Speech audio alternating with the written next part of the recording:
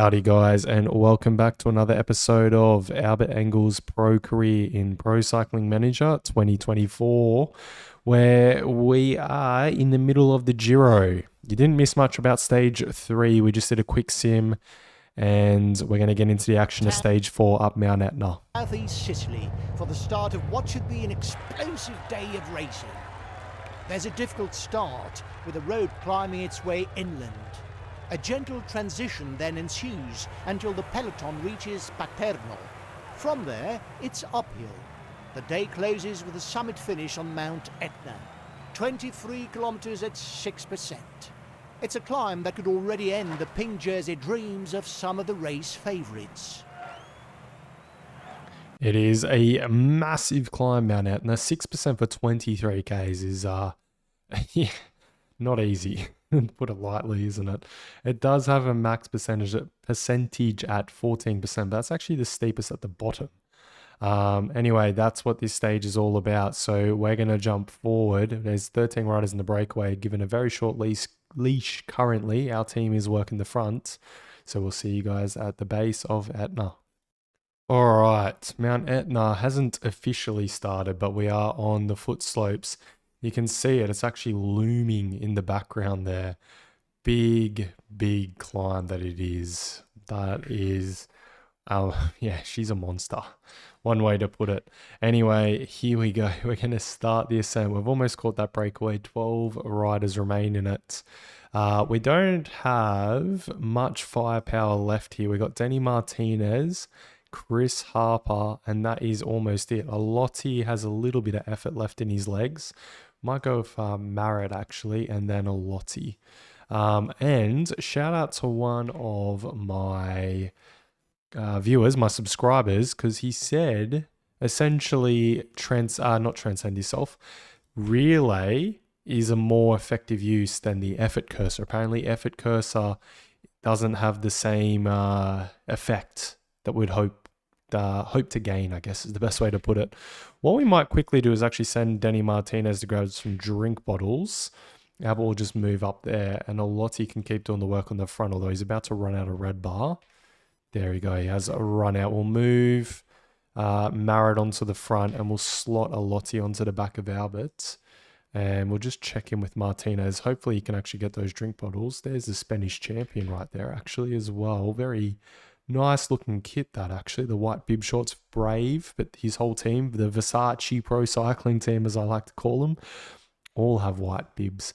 Anyway, back up the front at the action. It is Marit doing the job on the front. We're through the sprint point. It's about 1:40 bouncing around there. Marit isn't a noted hill climber, so I expect it to blow out a little bit with him doing the work. But that has actually allowed Martinez to come through, drop some biddens off, because it's going to be boiling hot on this climb, and then slot back in to the wheel. What a G. That is a big move from Mr. Martinez. All right, we'll up the effort now with Marit to around 79. Looks like Liddell Trek are interested in actually ramping the pace. Chris Harper's on the wheel, starting to hurt quite a bit, so we might have to be ready to move Martinez past Chris Harper, if I can get my words out. We might quickly do so here, just noting that, yeah, he's starting to suffer, so he can go back onto our wheel. We'll use Transcend Yourself once more. Marit is doing a great job, but he's about to blow. So just there, it's time to move Martinez up to the front. Nice work to Marit. He's not a hill climber, and yet he's made it all the way to here. That is an excellent ride. Okay, we got Martinez in position. He doesn't have much yellow bar left though. Almost all gone, and there goes his red bar. There's not much we can do about this. We're gonna have to sit up with Albert and kind of watch the little Trek boys. They've got Skillmoser, they've got McNulty, they've got a pretty bloody strong team is what they have. Chacone as well is there, but we'll just sit pretty here for a minute. There's still 13 Ks to go, so we'll jump forward until the next attack happens. All right, here is the move. And the bad news is Albert's on a really bad day, so he's not able to actually react to this. We'll go effort ourselves, try and go on the defensive as much as we possibly can here. And yeah, it's working. He is managing to work his way across, but it's hurting Albert quite a lot. And you can see Vindegaard is up the road solo with Kotnik and Arietta.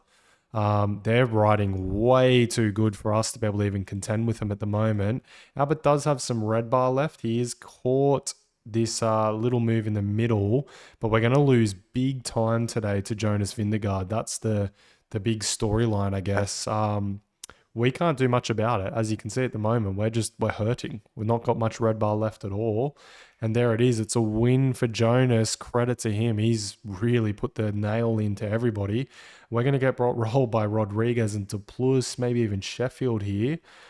Around the bend, Kotnik, Powless held on as well. So Powless putting in a better day than Albert. So this was just a terrible day for Albert, really. He's gone backwards big time.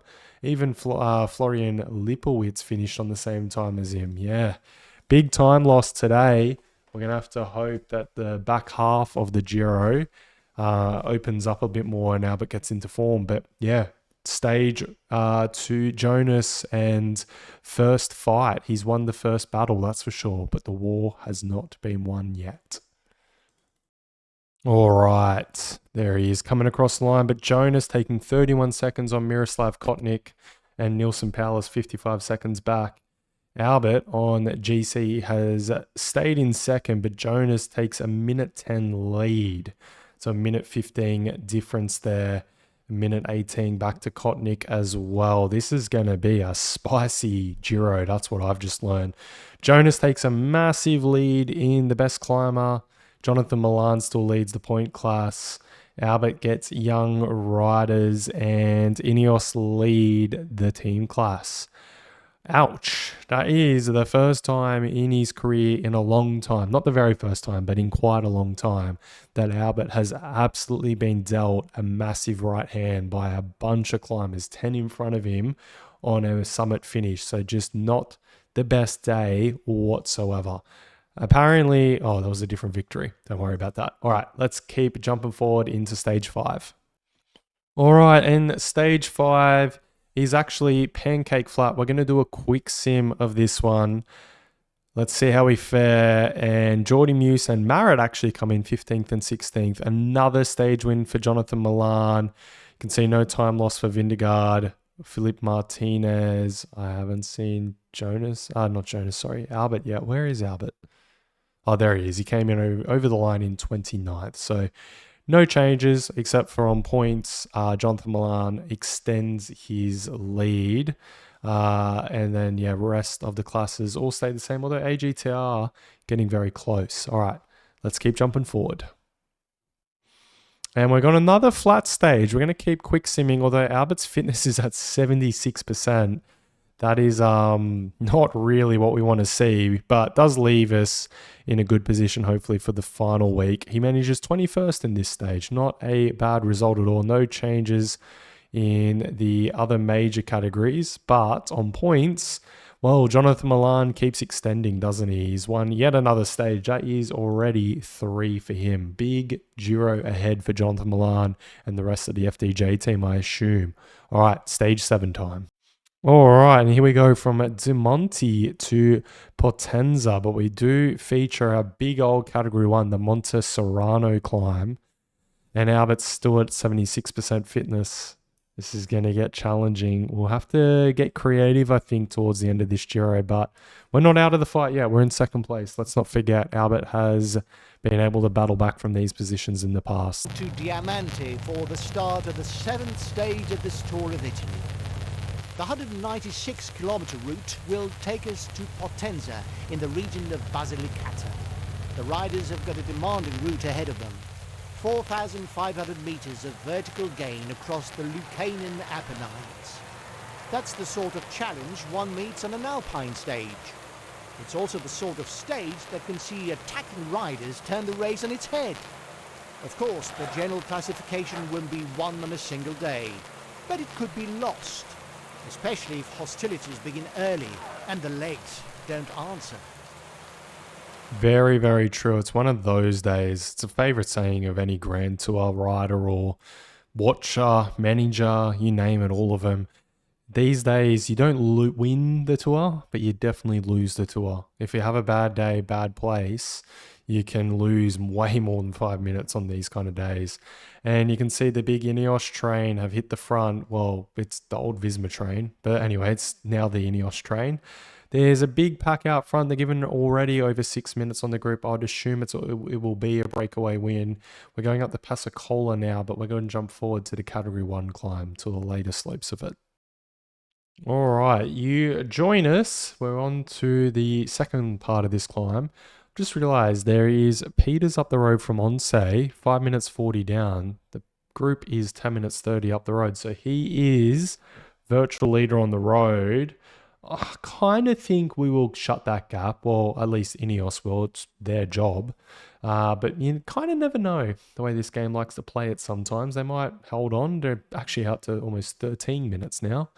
Yeah, but so far so good, I guess, for Albert. That's the good news. He's bounced back from his terrible day yesterday on a +1 day, which does help Boy against his terrible fitness levels at the moment. All right, we'll see you guys on this Category 2 climb. Right, we're over that Category 2 climb. The peloton definitely lifted the pace. It is still, as you can see, Liddell, Trek on the front, Storm, Matet doing a mountain of the work. Yao Almeida as well has been sent into work, one of their main climbers actually. But mind you, they've also got Glarg on the team and Ulsbrook. So technically speaking, Almeida's their fourth best climber because they've got this man, Jonas Vingegaard. That's such a tough team to beat, isn't it? When they're all on form, which they are. Look, 98% fitness for Jonas. You got 95% fitness for Ulsbrooks. You have 98% fitness for Galag, and then 96% even for Yao Almeida. That's what we're going up against with 76% fitness for Albert. But Albert is a generational talent. That's what he has on his side. He lives for these moments. Back against the wall, he needs to just see it through this week. The second week, he'll come even better again. And then the third and final week is where hopefully he gets to make the difference. All right, let's keep jumping forward. We're not too far off the exciting part of this stage. And there we go, cresting the final categorized climb of the day. We do have one final climb to come, the Potenza climb, Potenza. It's looking likely that the brake's going to hold on. Well, the brake will definitely hold on, but I mean Peters is going to hold on to more than a 5-minute gap that he needs to take the pink jersey off Jonas Vingegaard, which I'm surprised. I thought they would have done more of a defense, but I'll let him keep going the way he is.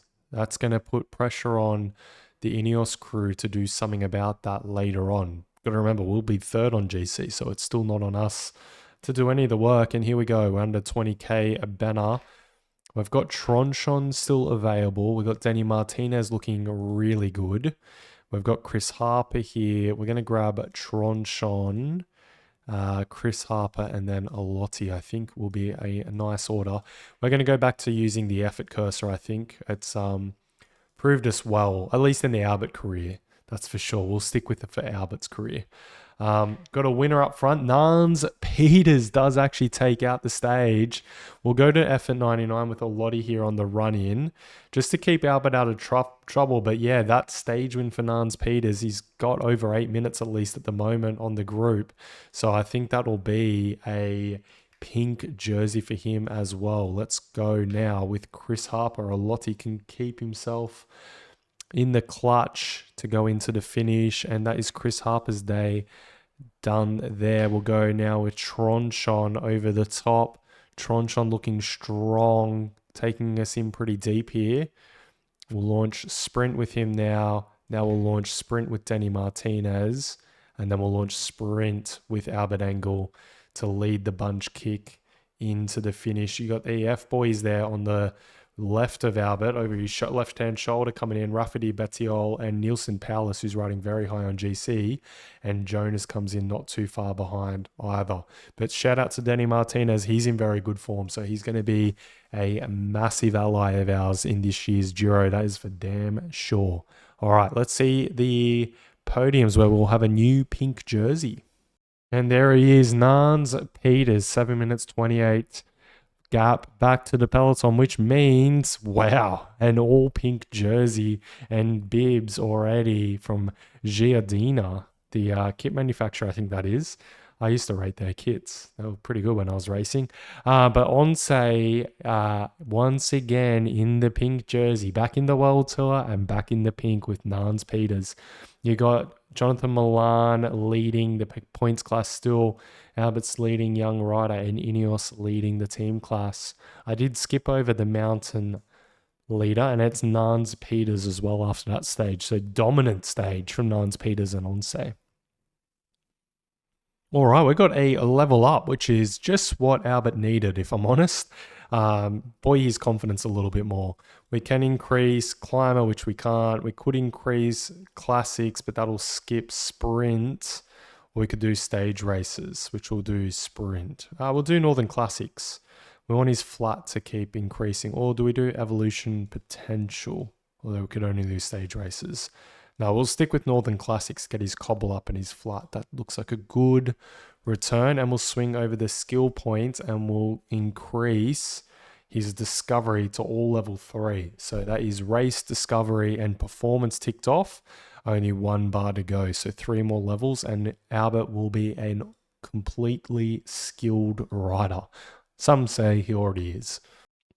All right, we've got a little hilly stage around the streets of Napoli. Some punchy climbs towards the end of this one.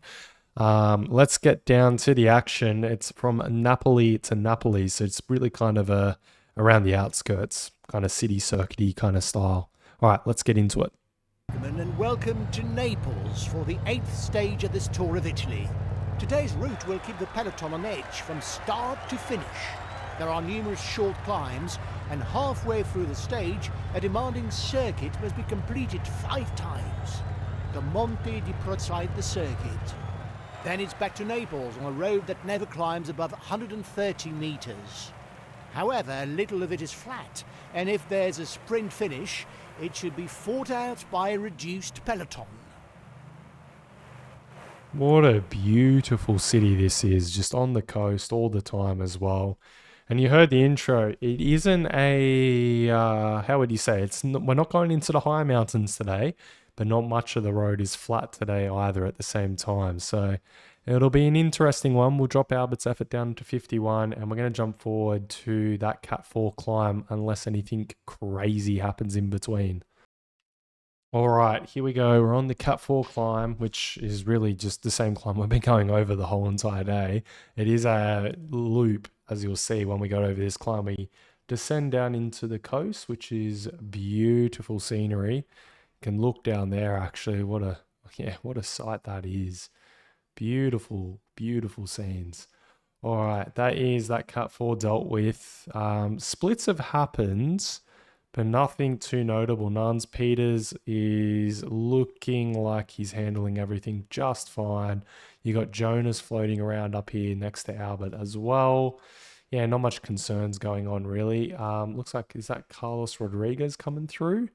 It is coming through there for the FDJ team. But yeah, not much to report on just yet. It's a minute 13 to the front of the bike race. We're going to jump forward to the finale.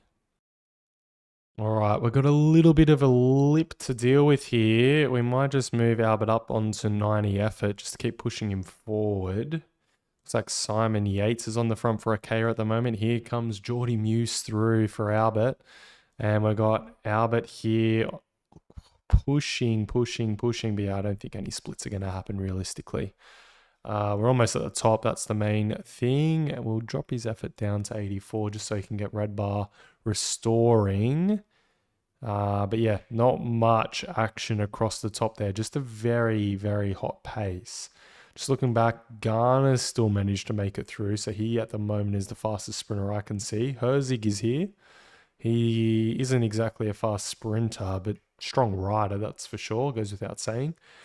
So I think for Albert, it's pretty simple. Search out Mr. Garner's wheel and let's hope for a good sprint from him.